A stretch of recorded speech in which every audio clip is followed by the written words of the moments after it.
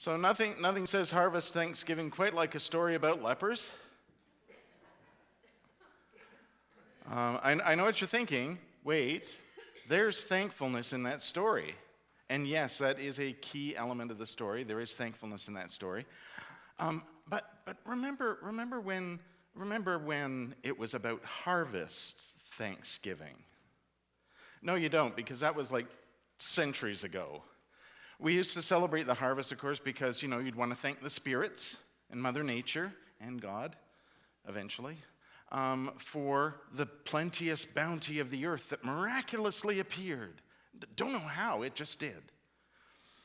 And then we learned how it did, and then we started to go, farmers do some work. Who knew? And so we're grateful not just for what comes of the earth, we're grateful for farmers. We're grateful for the people who drive the trucks. We're grateful for the people who process the food. We're grateful for the food. We're grateful for the meal that we have at Thanksgiving that celebrates our thankfulness. We're thankful for all of this. We're thankful. We're thankful for a lot of things. We have much, much to be thankful for. So we become a little bit more generally thankful than just thankful about the harvest. But don't forget that part, because we need to be really thankful for the work that's done by farmers.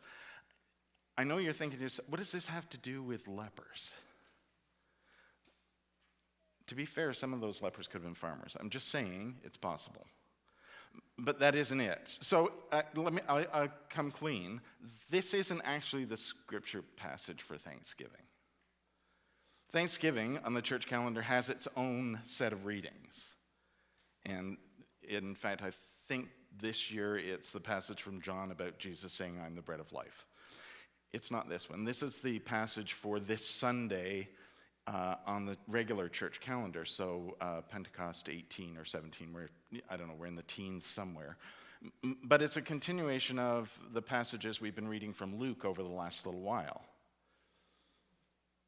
And I wanted to use this instead of the reading for Thanksgiving because, there's two reasons really. I'm going to give you the second reason first because it's the least important and yet the more exciting one for me. It's because I get to say, I told you so. I told you so. Last week, we were talking about faith, and I said in that story where the disciples asked for more faith, Jesus' response is, you don't need more. You can't measure the amount. You have enough. You just have to do what with it? Use it. You have to use it. Use your faith.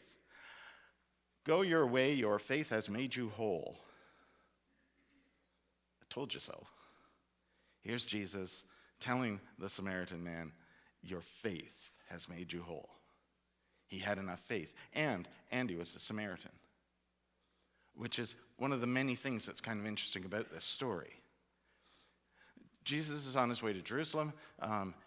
10 lepers show up, and they stay a respectful distance, right, because they're lepers, and they ask Jesus for mercy. Jesus tells them to go and show themselves to the priests at the temple. And the reason he does that is that would be shorthand, first century Hebrew shorthand, for a much lengthier explanation, which is that if you had something like leprosy in that day, first of all, you had it because you were being punished for something, punished by God. Secondly, it wasn't just a question of you had to stay away from people because it was contagious and it was a physical issue. You were ritually unclean. So it wasn't enough to get better, if that were even possible. It wasn't enough to get better. You had to be declared clean by the temple, which of course never happened because nobody ever did. And of course, even if they had, there's a little bit of problem with these 10 people. One of them's a Samaritan. Remember, Jews don't like Samaritans at all. So if they'd all gone to the temple and been declared ritually clean, the odds are pretty good the one who's a Samaritan, that's a bit of a problem. Wrong temple. Interesting. That's the one who comes back. The one who we're not supposed to like. That's the one who disobeys the command to go and do this. He didn't follow the instructions, he came back. Why? To say thank you. Just to say thank you. So, there's the moment of thankfulness in the story. Except, it's not just about the man coming back and being thankful. Why did he come back to Jesus and thank Jesus? Why didn't he go his way, his own way, perhaps even back to Samaria, and thank God? Why Jesus? He recognized God in Jesus. That's the place to go to share the thanks. So he goes and he shares thanks with Jesus, and this gives us another opportunity. Because this gives Jesus an opportunity to say, well, you know what? Not just me. I appreciate your thanks, but your faith has made you whole. So, okay, maybe I did the healing bit, but your wholeness comes from the fact that you believe. Your faith is what makes you whole. So, see, I think, and I know I'm always doing this, because this is where the story ends, and then we move on to something else. But imagine it didn't end right here. So the nine others go to the temple, present themselves to the priest, and the priests go, "It's a miracle," and declare them to be ritually clean. And they go off into their lives, the rest of their lives, thankful that they have the rest of their lives to go into with their families and their friends and everything. It's all good. Great. Excellent. It's the one guy who comes back to say thank you and have an opportunity to share his thankfulness gets something else. Your faith has made you whole. See, it's not just about God did this to you. You had a part.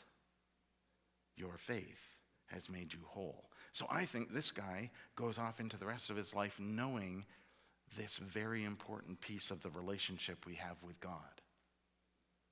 That it's a two-way street. We have things to do. Your faith doesn't make you whole simply by saying, "Gosh, thanks God for all this plenteous bounty we receive." The wholeness comes from living into the faith. Living out what Jesus teaches us. Sharing our thankfulness with others. I have no doubt that the other 9, for the rest of their lives, probably told this great story about how they were healed, and gosh, they're thankful for the opportunity to live the rest of their life. I'm going to optimistically hope that's how it goes.